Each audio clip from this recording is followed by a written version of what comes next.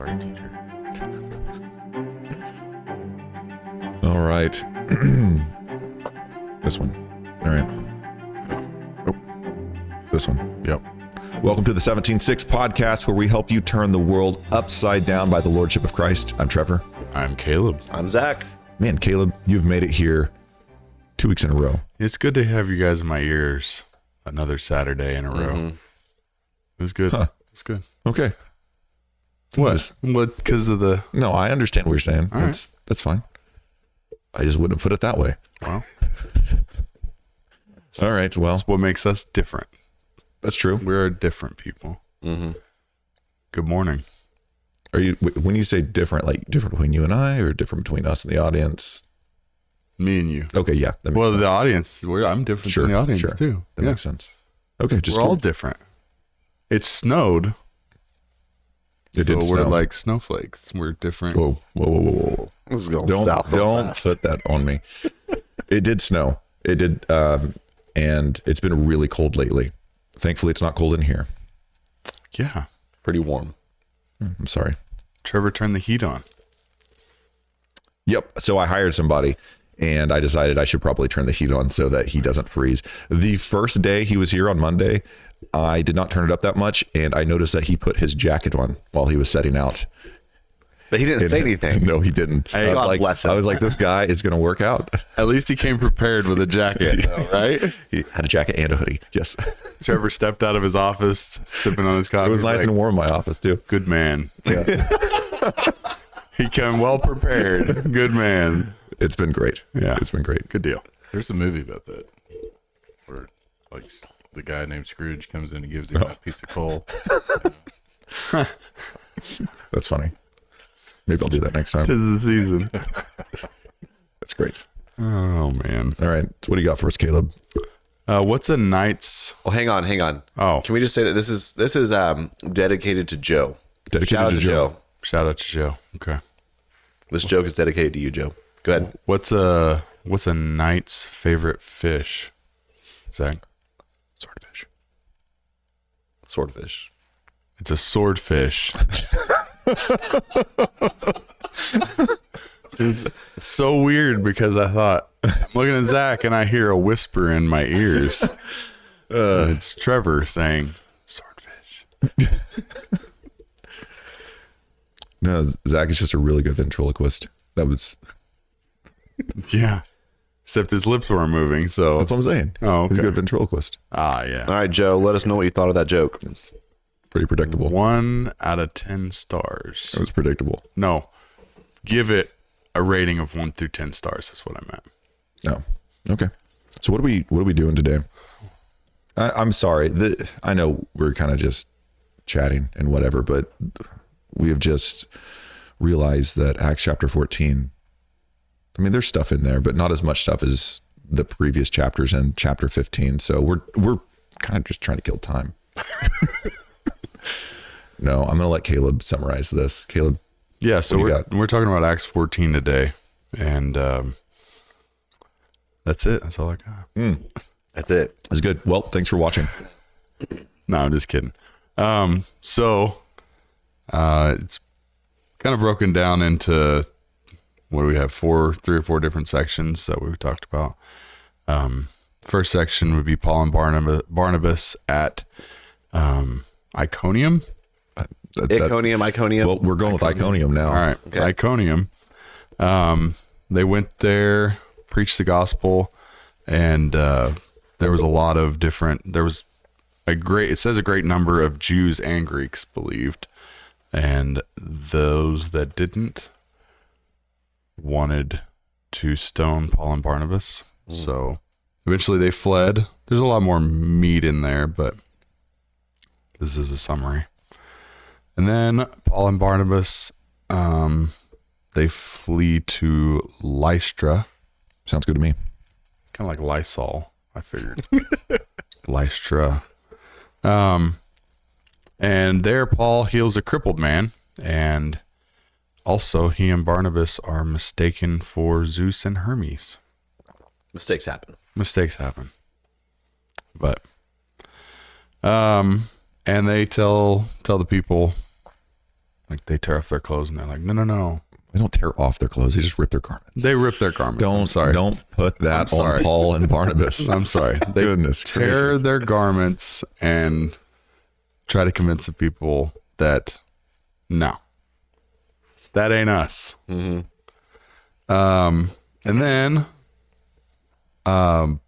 Paul is stoned at Lystra. So Jews from Antioch and Iconium, they track Paul down, stone him, and drag him out of the city. And they believed he was dead. But he came back the next day. He went to... What a man. Yeah, He's like, nah, I'm just kidding. You didn't. I mean, that hurt, but I'm good. No, so they came back to Derbe and they just continued to preach the gospel. Mm-hmm. So then after that, Paul and Barnabas returned to Antioch in Syria.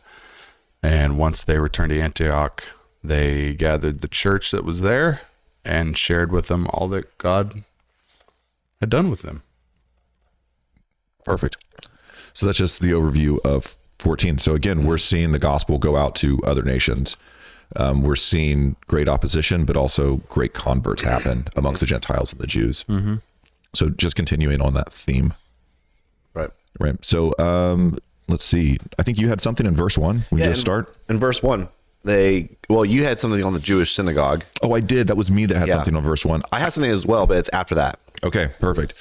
So I just wanted to make a mention that it is a pattern. We saw this in 13, I believe, that Paul starts at the synagogue and then goes out. So he starts with the Jewish people, he preaches to the Jewish people, and then goes to the Gentiles. Yeah. This is, I know he's the apostle to the Gentiles, but that doesn't mean that God told him not to go to the Jewish people. Right, yeah. I mean, we see in Romans 9 that he has a heart for his people. Romans 9 is intense. Yeah. He's like, I'd rather be cursed. I don't know if I know I couldn't say that. Right. I don't want to say that. Right. So, yeah. So yeah, you make a good point that even though he has a focus, it's not like the only thing he's concerned about. And another reason why I want to bring this up, because it said Peter is the apostle to the Jewish people. Mm-hmm. So Peter also goes to the Gentiles. I mean, he's the one that kicks all of this off. So I've heard other people say like, hey, if we're going to go to the New Testament as Gentiles, then we can only read Paul. So we shouldn't really think about what Peter said in 1st and 2nd Peter. And I think that's the two books that I would say example. That's not true. So if you've like fallen into that kind of thought, like think through how Paul is approaching the people. He goes to the Jews first, then the Gentiles, and we also see Peter talk to the Gentiles. So don't leave out any books in the New Testament. That's what I'm saying. Yeah, that's actually, I had not thought through that like that. So some people have taken the Peter being an apostle to the Jews and Paul an apostle to the Gentiles and pushed that way beyond what was intended by the authors. Yes, I see. Exactly. So just wanted to throw that out there. That is really good application. We're seeing that not work out, that implication is not working out as we're reading through Acts. Yeah, very absolutely. Good. So Peter and Paul are for both Jews and Gentiles. Yes. Okay. The thing I had in verse 1 was that they spoke in such a way that a great number of both Jews and Greeks believed. I wanted to draw attention to the fact that they spoke in such a way, which means they could have spoken in such a way that the Jews and Greeks did not believe. Like this is saying something to, they actually are being intentional in how they present the gospel. Yeah. So that makes me think of how Paul presents himself maybe in 1 Corinthians. He becomes the law to his brothers, right? Mm-hmm. I'm paraphrasing that. And then all things to all people. Right. And then also in 1 Peter, I think it's 3:16, maybe not. No, not 3:16, where it says, always be prepared to give a defense for. Right. Yeah. Yeah. So I think we're seeing that played out in Acts. Like he's preparing his speech to the people that he's talking to. Like he knows what their beliefs are. And so he's preparing ahead of time how to talk to them and how to get on their level, if you will. Yeah. If you guys are okay with it, I had some proverbs that I wanted to bring into this. Yes. Just because I thought as listeners are thinking through, how do we present our speech in a way that our gospel presentation is persuasive? Yeah, absolutely. I think the proverbs say a lot to that. I have basically 5 categories of things to think through. I'm just going to read through it's gonna be pretty fast. But Yeah. The first category of Proverbs is say less than you can. And it's Proverbs 10:19. When words are many, transgression is not lacking, but whoever restrains his lips is prudent. And Proverbs 17:27. Whoever restrains his words has knowledge, and he who has a cool spirit is a man of understanding. So that's say less than you can. Yeah. Just real quick. That's what I use when I'm on sales calls. Just let my client talk. That's good. Anyway, That's good. Yeah. The second one is say it at the right time, because we can have the right things said at the wrong time. Proverbs 15:23, to make an apt answer is a joy to a man, and a word in season, how good it is. And Proverbs 27:14, whoever blesses his neighbor with a loud voice, rising early in the morning, will be counted as a cursing. So great. if you are coming into work at 7 o'clock in the morning, 6 o'clock in the morning, and you're too loud and obnoxious, then that's not being a blessing to people. So Caleb, just some forethought. Don't text me at 5 o'clock in the morning. I'm going to text you at 4 o'clock in the morning. I'm going to go through Monette and blow the train horn. Wait, that's a curse. Right? Yeah. Yeah. Yep. That's actually a good application of this verse. Okay. All right, the third one, say things that are valuable. Proverbs 15:7. The lips of the wise spread knowledge, not so the hearts of fools. So they're not just venting, but they actually have like an aim in what they're saying. Fourth one is to clearly correct others. Proverb 28:23. Whoever rebukes a man will afterward find more favor than he who flatters with his tongue. So rebuking is a good thing. Yes. Not a bad thing. And then the fifth one is I put say your words on purpose, but it kind of is tied in with that rebuking others, but it kind of gives you some instruction on how to go about rebuking others. Proverb 15:1, a soft answer turns away wrath, but a harsh word stirs up anger. I wanted to put those two next to each other because as we're seeing in in Acts, they say some things that are pretty harsh at times, but they're doing it in a way that's on purpose. Proverbs 25:15, with patience, a ruler may be persuaded, and a soft tongue will break a bone. So those are just some things we see in the Proverbs that might give some insight on what it means that they spoke in such a way that a great number of both Jews and Greeks believed. Right. That's awesome. I think those Proverbs just should be, compiled together. The ones that you just said and meditated on, because that would help us out in many areas, work, family. Oh yeah. Also Presenting the gospel. exactly. Yeah. That's great. Okay. What do you have after that? I think I have something in verse 3. You do too. I want you to, we have the same thing. Sure. so. All right. So they remained for a long time, speaking boldly for the Lord, who bore witness to the word of his grace, granting signs and wonders to be done by their hands.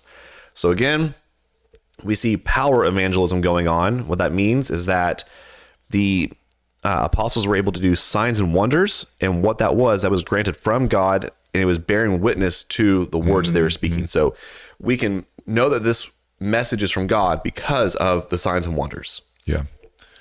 So you just said a word right quick, and maybe we've mentioned it beforehand, but it's definitely in verse 4, apostles. So Paul and Barnabas were apostles. Yes. I thought there were only 12 apostles. Right. What's your thoughts on that? Is there a distinguishing? I hold to, this is a fairly common view, but I would hold to there being capital A apostles. Okay. And then lowercase a apostles. Okay. And the capital A apostles are the 12. Okay. So it's not Paul. He's not part of the 12. That's a good point to make right there. Yeah, Paul is part of the lowercase a apostles, along with Barnabas and Silas Exactly. and quite a few others. Yes. And there's a common question, are there modern day apostles? And there are not modern day capital A apostles, but there are modern day lowercase a apostles, because apostles are those who are sent out. We use the word missionary, Right. but it's the same meaning. Same thing. I know the Reform Circle really, really dislike it when you would say, "Oh, there are apostles today," and you're meaning the lowercase a apostle. Do you think this just occurred to me? Maybe that's just a sense of like Pharisaical ism. Yeah. Pharisaicalism. Yeah. What Legalism. does that mean? They're just being legalistic. They're like, hey, we don't want to touch that word because we don't want anyone to get a wrong idea about it. So we're going to put a fence around it. We're going to put a fence around that word so we can't even get up close to it. So even though you mean lowercase a apostle, we're still, don't even touch it. I think you're right on, because the Pharisees, what they were doing by putting a fence around something, there really was something dangerous inside that fence. Right. The problem that they were doing, so just like there really is something dangerous about ascribing too much authority, and that's what the word apostle connotes for a lot of people. Is they think that, oh, this person's an apostle, therefore they have an authority, therefore it's dangerous, and there's a kernel of truth in that, but the right application of that is not to deny modern day apostles. Right. That's exactly what you're saying. It's like the Pharisees who were saying, oh, well, if going 5 feet is sin, then we need to not even go 1 foot. Right. So connected with that, I wanted to point out, kind of going back to the power evangelism thing, that the signs and wonders, they did not bear witness to the authority of the apostles. It wasn't that these signs and wonders are saying that Paul and Barnabas are authoritative and messengers from God. The signs and wonders were saying that the message is from God. It's a great way to really distinguish important that. distinction. Yes. Because Paul and Barnabas, we're going to see in the next chapter that they're fallible humans who they get in a fight and end up separating over some things. And that'd be kind of weird if like God had already stamped his approval on them as infallible messengers, and he's not doing that. They are fallible messengers, but they have a message that is from God, and that's what the signs and wonders are confirming. Yeah. Awesome. So I have something in verse 6. Yeah. Do you have anything before that? I probably had the same thing you do. Go for it. They fled. Yep. Oh man. Fled. Yeah. They fled. They fled. Okay. Fled. Yeah. No, I'm glad you pointed that out. Yeah. It's fled. We talk about the Bible, not grammar. Yeah, that's right. Again, pointing this out, when persecution comes upon Christians, it's okay to flee from that persecution. You don't have to stay there. And we're seeing that again and again and again through Acts. Yep. Although in the next section, we're going to see something different. The opposite. Kind of, yeah. Exactly. Well, he doesn't have time to flee. We'll get there in a second. Yeah. So in verse 9, Paul does a miracle just like Peter did, nearly identical to what Peter did in chapter 3. I find this, I don't know, just interesting. I have nothing else to say about that, but the parallels were uncanny. Yeah. So the crippled man is listening to Paul speaking, and Paul looks at him intently and sees that he has faith to be made well. Has faith. Has faith to be made well. What's your take on that? Do you have any thoughts on he has faith? Yeah, it's super interesting because first off, it's the crippled man who has the faith. Right. So, and who has the faith for a person to be made well changes throughout the scriptures. Like sometimes it's Paul has the faith, and that's what causes the person to be made well. Not here. Well, I mean, Paul probably does this too. But it's not called out. It says that the crippled man is the one who has the faith. So his healing is dependent on his faith. Man. Meaning, if he would not have had the faith, he would not have been healed. Yeah, well, just think about that just for a moment. Okay, we're going to go on. You just think that over. I honestly don't know how to take that completely. All I know is you need to have faith. Yeah, it's that whole the Pharisaicalism thing. Said it so much better than I did. A lot of times, because something can be done poorly, so within the Word of Faith movement, it's all dependent on it's like 100% of the time, if you were not healed, then it's because you didn't have faith. Yeah. And then we're like, oh, we got to build a fence around that and make sure we don't come anywhere close to that. Right. The problem is with Scripture says it multiple times. Yeah. They came up to their conclusions based off of Scripture. They just weren't taking all of the different scriptures. Yeah. So we don't want to do the same mistake that they did and ignore certain scriptures. Exactly. All right. So the guy gets healed. Yeah. And then this is crazy because Paul is able to heal this dude. They are mistaken for Zeus and Hermes. People are like, we know these guys. We've heard stories about these guys. Huh. Yeah. this guy that talks a lot. He must be Hermes. Who is a messenger for Zeus. So does that mean Barnabas looked like Zeus? That's what was going over in my head as you were summarizing the chapter. I'm like, why? Why was there so much parallel? Like, yeah, it had to have been some type of look. I mean, they had a statue of Zeus in their backyard. Yeah, they would have I mean, known there was a temple of, what he looked like. I mean, right, there would have been a based statue, on yeah. that. Yeah, well, it's interesting because in several of the pagan religions, it's not uncommon for the gods to come visit men. That's right. You know what? The Odyssey had that a lot in there. Okay. I kind of forgot that they could transform. Yeah, they have a category for that. Okay. And, you know, in Christianity, we have not the same thing, but kind of similar. We believe that angels can come and visit us. Right. And that's Hebrews, what is it like? Basically be merciful to visitors because you don't know if you're entertaining an angel or something like that. So that's what they kind of think is going on here.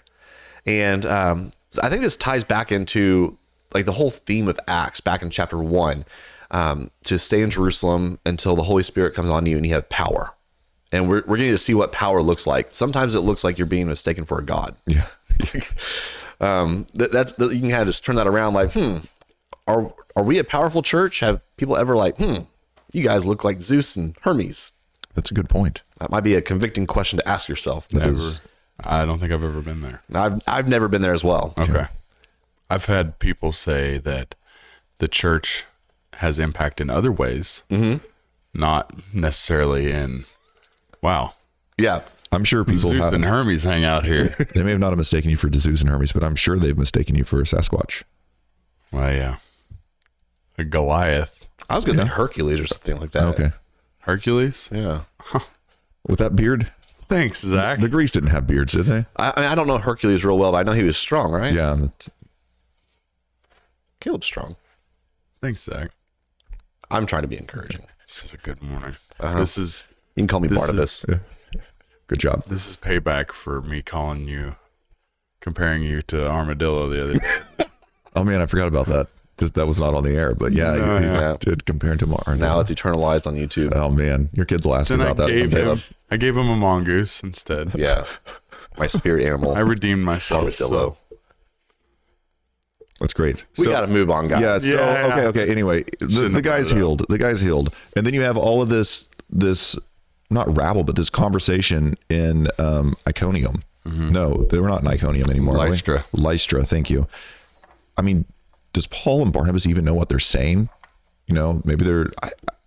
I kind of take it that they don't know the language of Lystra, so they're just like, and they're like, and then they start bringing out sacrifices, and then Paul and Barnabas are like, whoa, wrong guys, you got the wrong. Don't do that. We're not Zeus and Hermes. Yeah. That would just be such a crazy event. Okay, we can move on now. Okay, so verse 17 is where I'm going. Yeah, go for it. That's a perfect place to go. All right. It's talking about God. God did not leave himself without witness. And this is in reference to the Gentile nations. So in the Old Testament, he's dealing with Israel. Now he's dealing with the Gentiles. But even in the Old Testament, he didn't leave himself without witness. For he did good things by giving you rains from heaven and fruitful seasons, satisfying your heart with food and gladness. I was just wanting to draw attention to the fact that God is the one who is giving the rain. Yes. Because we live in a world where we try to see everything as in like naturalistic, like it's all naturalistic terms. No, it's a water cycle. Yeah. And It's El Nino. right, I'm reading a book right now, and it's kind of going over a lot of scientists and that kind of thing. It's going over Newton, and it even goes over like Charles Darwin. Yeah. And evidently Charles Darwin thought that his whole idea of evolution fit nicely in with a theistic worldview. Now, to be clear, I totally reject his theory of evolution. But the point is that a lot of these scientists didn't see a disagreement between science and religion. They were looking at the modes that God worked through. Not so much evolution worked instead of God, but rather God worked through evolution. I think that's wrong. But I'm just pointing out the fact that after these people posited their theories, we have detached, and it's no longer even a mode that God is working through, but instead it's working instead of God. There's no God to guide it. But what we're seeing in the scriptures is exactly the opposite. God is the one who's giving the rain. It's not just a natural course. Like he has to come in and do things. Yeah. I think that's a really good thing to remember. So when it rains, praise the Lord. Yes. All right. Let's keep on going. 17. I have something on 19. Do you have anything before that? I don't remember. I'm good till verse 20. Okay. You go to verse 19. Okay. That's where Paul gets stoned, is it not? Did I have that wrong? Because you have. No, you're right. You're right. Okay. Whew. Boy, Paul gets stoned, and we don't mean it in the modern day sense. He was not smoking anything. He was not eating brownies. No, he was dragged out, and rocks were thrown at him until he died. The more traditional sense of stuff. More traditional sense. We're traditionalists here. So yeah, but he didn't die, and that in itself is a miracle. Right. Well, in verse 20, the disciples gathered around him, and he just rose up.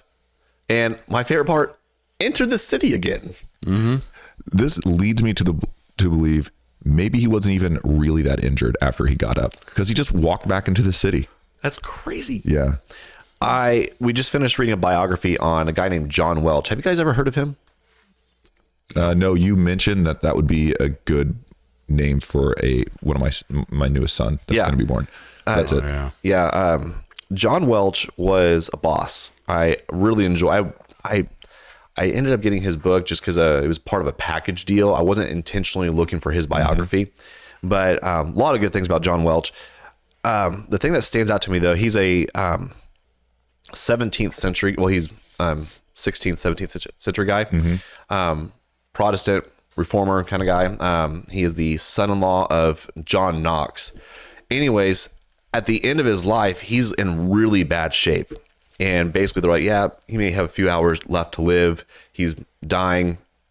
And the king, who was super against him because the king was Catholic, decided that to really do some psychological torment to the family, now that he's going to die in a few hours, I'm going to give him permission to preach. And it was supposed to be kind of like a backhanded, that hurts. And then John Welch hears of this, and he hasn't talked in like a day or days or whatever it is. And he hears that, the king gave me permission to preach. Okay, I'm going to hold off dying for a little while. Take me to the, London Lecture Hall. And he goes and preaches an hour-long sermon, and then goes home and dies. Based. That's how I want to go out, man. based. Like, Yeah. I don't feel like dying right now. I'm going to go preach one more time. Just to shove it in the king's face. Yeah. That's kind of what, Paul is doing. He's like, I don't feel like dying. I'm not going to die right now. That's so good. It didn't even say they helped him up. That's what I'm saying. Like, I don't think he was harmed. No. Paul was not harmed in this experience. He rose up. Yeah. Right. He's just like, I mean, I was reading in some commentary notes last night or the night before, and they said like, yeah, he didn't die, but he was badly injured. I'm like, I don't see him being badly injured in this text. He didn't go to Luke and Luke did not doctor him up in this moment. Right. no. Okay. We'll keep moving because it's, look at that. We're almost at that 30-minute mark. Yeah. I'm as surprised as the next person. Right. We have 2 more things to talk about? Yeah. I think. Yeah. Okay. So they then proceed on their missionary journey, and they are strengthening the souls of the disciples. How are they doing that? They are doing that by saying that through many tribulations, we must enter the kingdom of God. Oh, So strengthening disciples by letting them know you're going to go through tribulation. it's going to suck. Yeah. Which tells us if we want to be strong Christians who are turning the world upside down, we need to have a good theology of tribulation. Right. Be prepared. Yeah. I had a few things I wanted to Go for it. kind of just talk about real quick. Yeah. 4 things. The first one is you have to realize that tribulation is part of God's plan. That's maybe one of the first components of a good theology of tribulation. Think of Job when he says, am I going to accept the good things from God, but not also the bad things from God? So you're post-trib? Oh my goodness. There goes our 30-minute timer. You can just keep going now. Yeah. That was Okay. my one joke. Thank you. Yeah. So it's part of God's plan. It's not like it's happening on accident. He is, whatever your understanding of sovereignty is, he's either allowing it or Right. causing it, however you want to look at that. The second thing is tribulation is going to be for our good. Romans 8:28. All things are working together for the good of those who love God and are called according to his purpose. So whatever bad thing you are going through, it is going to be helping you out in the long run. Right. Every single bad thing. Yep. So it's worth thinking through. The third thing I want to point out is that, and I want to be sensitive with this, but I also want to say what the scriptures say, that your tribulation is relatively insignificant. And I'm thinking of, I have 2 Corinthians 4:17 there. Okay. I can't get the exact wording off the top of my head. I'm going to look it up real fast. Okay. Go ahead. Say something. So if there's going to be many tribulations, then turning the world upside down for Christ, by the lordship of Christ, is not going to be easy, but we should be strengthened by knowing that. Yeah. And that's not, so that's just through life and exactly what we're doing with our hands. So do you have it? Yep. For this light momentary affliction is preparing for us an eternal weight of glory beyond all comparison. You know, our pastor said we should memorize that, and that would have helped me out if I had that memorized. Boy, Man, yeah. look at me being insubordinate. Not That was memorizing just that one. on Sunday, wasn't it? He just said that on Sunday, didn't he? Yeah, but the light momentary affliction is what I was making reference to. So I was saying is our tribulation is relatively insignificant. Not that it's totally insignificant, but just relative to eternity. Absolutely. And the fourth thing I wanted to point out for a good theology of tribulation is that tribulation is for his glory. And I have like John 9, like why is this man crippled? Well, it's for God's glory. Right. Same thing for why did Jesus not go stop Lazarus from dying? Well, it was so that God could be glorified. Yes. Tribulation is happening for his glory. So having a good theology of tribulation is really important. That is strengthening your soul as a disciple. That's great. Well, let's move on to that last piece. Let's do it. I mean, I really hate to, because that's a perfect way to end it, but I can't. I have it written down, so we have to talk about it. We're gonna, instead of ending with that stuff, we're going to end with ecclesiology. You're welcome. You're welcome, everyone. Everyone has wanted to talk about church government, and here we are. And I have. All right. So verse 23, we see elders appointed, and I think that shows that church structure is being developed. That doesn't mean that they had it figured out. It seems like it's developing. I really think that. I mean, they're taking some ideas from what they did in the synagogues and applying that to the church, but it's developing. So the church, so they would be be Barnabas and Paul, right? Right. That's right. So the churches themselves are not democratically electing elders. That's what's crazy. We see that there is someone appointing these elders. We actually see the churches developed in home. I mean, I assume homes. I don't know. They're in synagogues. Actually, we have churches and cities being developed. Then Paul and Barnabas leave, and then they come back and say, "You need some elders to oversee you." Yeah, which is interesting because that means that there were not elders for a while. Right. Like so what happened? There was no church government for a while. Yes. So I know some people would push back and say that's not a church. I mean, but they say churches were. Yeah. So I think there's like an ideal church government, and then there's the reality of, hey, we have 10 believers here, and we're just going to let them kind of figure things out for, I don't know, a year or whatever. Right. And then we'll come back and try to strengthen them from that. Exactly. That doesn't make them not a church. Exactly. Yeah. So I just find that interesting. We're seeing the church being developed, church structure being developed. Right. Yeah. Organization. And that's all I have. All right. Close it down? Yeah, let's close it. What do you got, Caleb? Nope, I'm good. Okay. All right.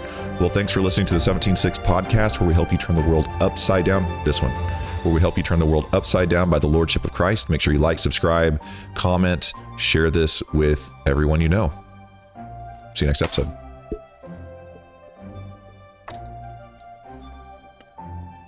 Might we get more coffee in the next episode? We might.